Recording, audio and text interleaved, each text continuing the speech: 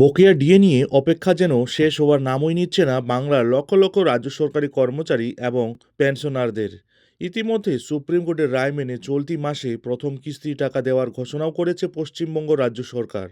আরও এক কিস্তির টাকা চলতি বছরের সেপ্টেম্বরের মাসে রিলিজ করা হবে বলে খবর। যদিও সরকারের ওপর ভরসা রাখতে পারছেন না সরকারি কর্মচারীরা। যাই হোক, এরই মাঝে ভোটের মুখে ইশতেহার প্রকাশ করল এবার মমতা বন্দ্যোপাধ্যায়ের সরকার। সেই ইশতেহারে ডিএ মেটানো থেকে শুরু করে সপ্তম বেতন পে কমিশন চালু এবং সামগ্রিক বেতন কাঠামো পুনর্বিন্যাসের মতো গুরুত্বপূর্ণ বিষয় নিয়ে প্রতিশ্রুতি দিয়েছেন মমতা বন্দ্যোপাধ্যায়।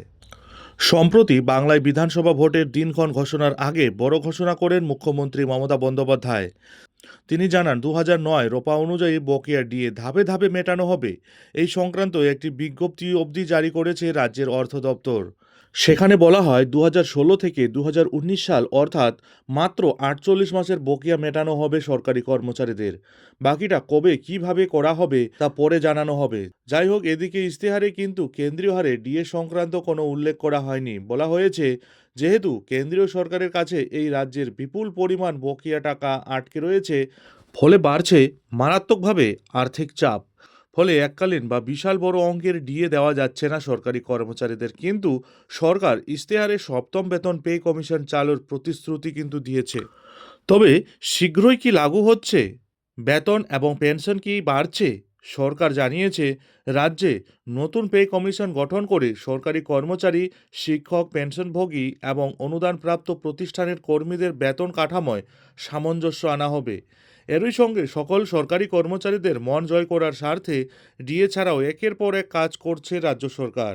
অর্থ বিশেষজ্ঞদের মতে, সপ্তম পে কমিশন চালু হলে ডিএ সহ অন্যান্য ভাতা এবং বেতনের গঠন নতুন করে নির্ধারিত হতে পারে। ফলে দীর্ঘমেয়াদী সরকারি কর্মচারীদের আর্থিক অবস্থার উন্নতির সম্ভাবনা তৈরি হবে।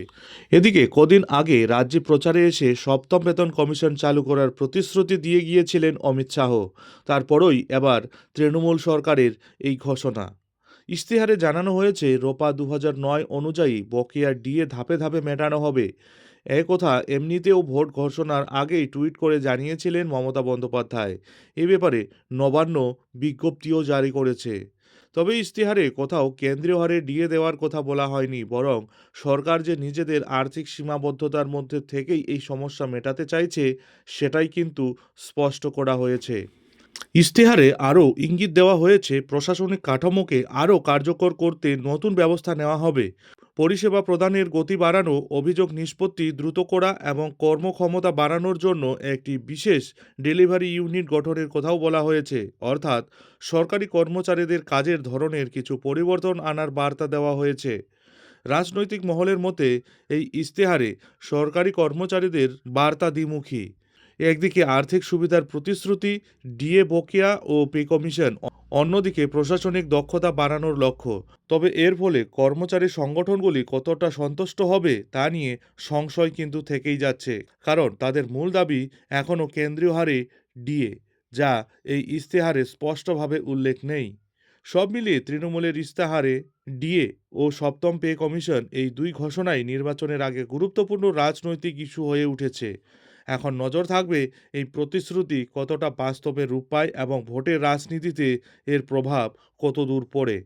তবে রাজ্য সরকারের এই ইশতেহারকে বিরোধীরা বলছেন মিথ্যে ইশতেহার। ইশতেহারের পরতে পরতে মিথ্যে রয়েছে।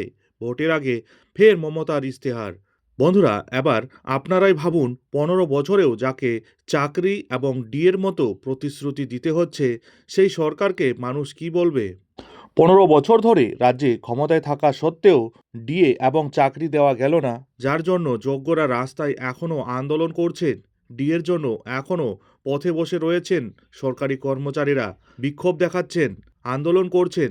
তাদের মতে এই ইশতেহারকে মিথ্যে ইশতেহার ছাড়া আর কিছু বলা যাবে না। আপনারা জানেন, 2021-এও মমতা বন্দ্যোপাধ্যায় ডবল ডবল চাকরির প্রতিশ্রুতি দিয়েছিলেন। কিন্তু ডবল তো দূরের কথা, নিয়োগ পর্যন্ত হয়নি, সব পেন্ডিং পড়ে রয়েছে। নিয়োগের জায়গায় দেখা গিয়েছে ভুরি ভুরি দুর্নীতি, ডবল ডবল দুর্নীতি। বন্ধুরা, মমতার ইশতেহারে শিক্ষা, চাকরি, শিল্পায়ন, দুর্নীতির বিরুদ্ধে কোনো কথা নেই। আছে শুধু প্রতিশ্রুতি এবং ভাতা। মুখ্যমন্ত্রীর মতে বাংলায় আর ডেভেলপমেন্ট আছে বলে মনে হয় না। চলুন দেখা যাক কি বলেছিলেন তিনি। আমরা যেটা বলি সেটা আমরা করে দেখাই, অলরেডি করেছি। বাকি আর কিছু বাংলার ডেভেলপমেন্ট আছে বলে আমার মনে হয় না। ১,৫০০ করে আমরা যেটা প্রায় ১ কোটি যুবকদের, যাদের বয়স ২১ থেকে ৪০ বছরের মধ্যে, যারা স্কলারশিপ পাক কোনো অসুবিধে নেই। স্কলারশিপের টাকার সাথে এর কোনো সম্পর্ক নেই। এটা আমরা বেকার ভাতা হিসেবে নয়, সে যখন পড়াশুনো করবে, পড়াশুনো করা স্কলারশিপ সে পাচ্ছে, কিন্তু তার একটা গাড়ি, মাধ্যমিক পাস কেন বলেছি, তার একটা হাত খরচের জন্য এইটা আমরা দেব যতদিন সে চাকরিটা না পাচ্ছে, এবং তার মধ্যে কর্মসংস্থান পেয়ে যাবে, হয়ে যাবে। অলরেডি আমরা ২ কোটি ছেলে মেয়েদের চাকরি দিয়েছি। আর মোদী সরকার বলেছিল প্রতি বছর ২ কোটি ছেলে মেয়েদের চাকরি দেবে। ইন্ডিয়ার জাতীয় গড় 40% বেকারি বেড়েছে, আর বাংলার জাতীয় গড় 40% বেকারি কমেছে।